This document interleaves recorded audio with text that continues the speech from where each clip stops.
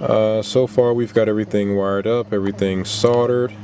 So now is the moment of truth, as they say, and I am going to turn the key and see if I get sound and power from the head unit.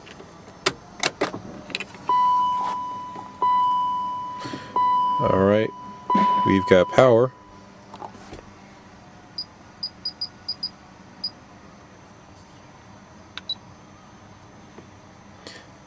As far as sound, how do we work that out? Source this thing out. I'm expecting static.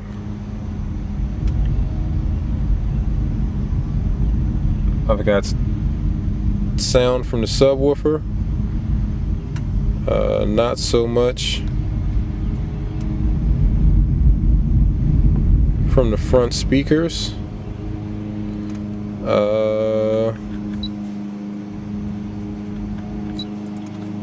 And I don't know if that's a wiring thing or because I did not plug up the antenna, power antenna wire.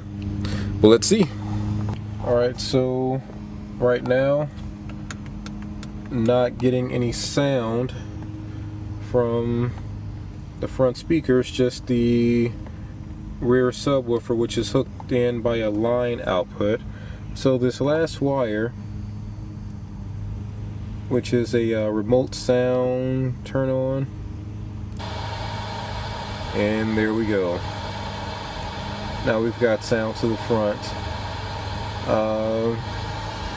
and this is the blue and white wire, and it is labeled as the system remote control wire.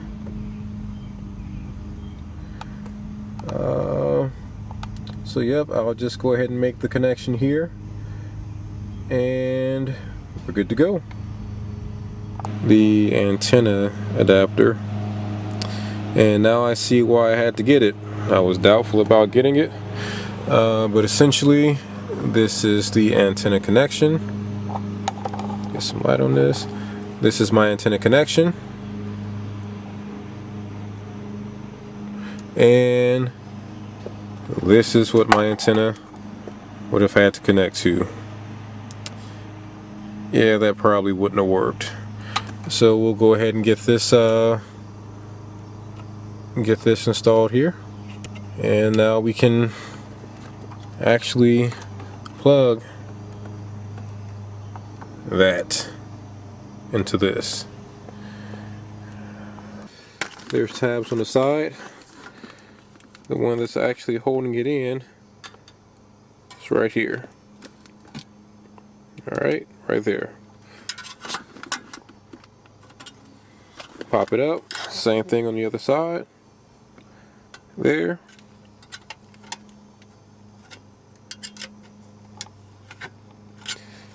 Then it should slide off.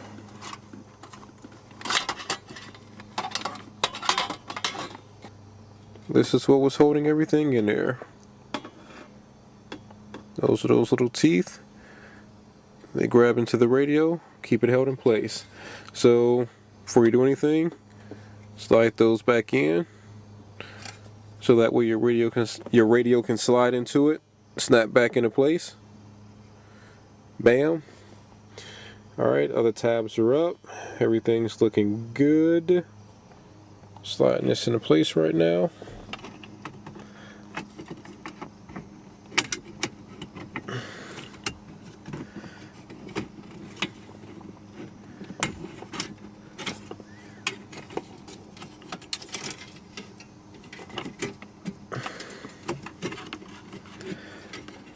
And you have to watch this connector in the back because it's freaking huge. Alright,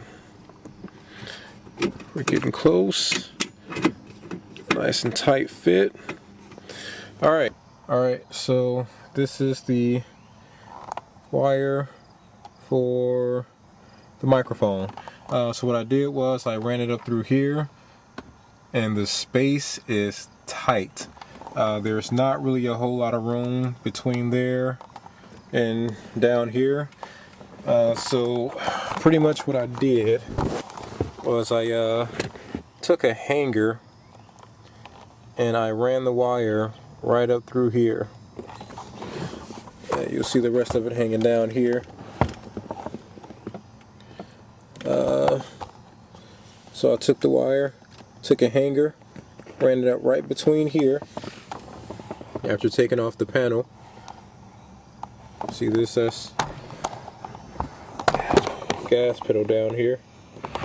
So ran the wire with the hanger right up here, taped it to it, and it comes right through here, right out of there, so I can plug it right into the back. And eventually what I'm going to do is run that wire right along the bottom of here, come right up the side, right up this door jamb, bam. Microphone to be mounted more than likely right here inside this corner, so that way it's kind of out of the way, can't really see it, and we'll be good to go. Alright, so everything's installed, get everything in. Faceplate just essentially just goes and presses in. You see they kept the contours here right where the wood grain is, that contour is still there, and then you'll also notice that you can still close it. It will not inhibit closing, matches up pretty well. It's not a very cheap plastic feel, it actually feels kind of like the stock plastic that was on the stereo that was in here. Head unit is in. That big connector in the back, it made it a little bit difficult to actually get the head unit in there and to get it to snap into place, because it kept popping up and getting in the way. But there's plenty of room off to the side on the inside to get that thing tucked away in there. You just have to keep working at it. So we're going to get the faceplate put on here. Yeah, I'm looking at it, and I think I want to put the trim around so that way I have more of this look than the without look. I'm not really liking the way that looks without the trim. You can see a lot around the edges. Everything's installed here, and as you can see, and this is the main reason for me selecting this unit, if you look at my, well, for one, I got a tail light out, got to fix that, but if you look at everything here, my stock stereo has an orangish red type of illumination to it on the dash and on the temperature gauges. So I wanted to make sure I had a head unit that would be able to match that. And you know, as you see with this here, you can go over to the illumination for your keys, for the LED to the side, and go through a bunch of different color options here. And that's where I land. Now you can also, instead of going one by one, change them both all at the same time. May seem like a petty feature for some, but I can't stand having orange red lights and then some bright blue or neon green buttons and everything right there on my dash. So yeah, I like it. The sound is great. I have Trio Engineering component speakers in the door and tweeters, and then I also have a Kicker L7 subwoofer in the back. So the system together sounds great. Anybody who's installed a system in a BMW knows that unless you cut out that back panel back there behind the seat, it's almost like there can be a war going on in your trunk and you probably wouldn't know it because that's how well they insulate these vehicles. Even trying to run wires, you know, up and down the footwell down there, everything's insulated, everything's closed off, plastic, rubber, some kind of styrofoam, everything is closed off for sound. And there that is, going back into the demo, so I got to figure out how to turn that crap off too. But hey, thanks for checking it out. Peace.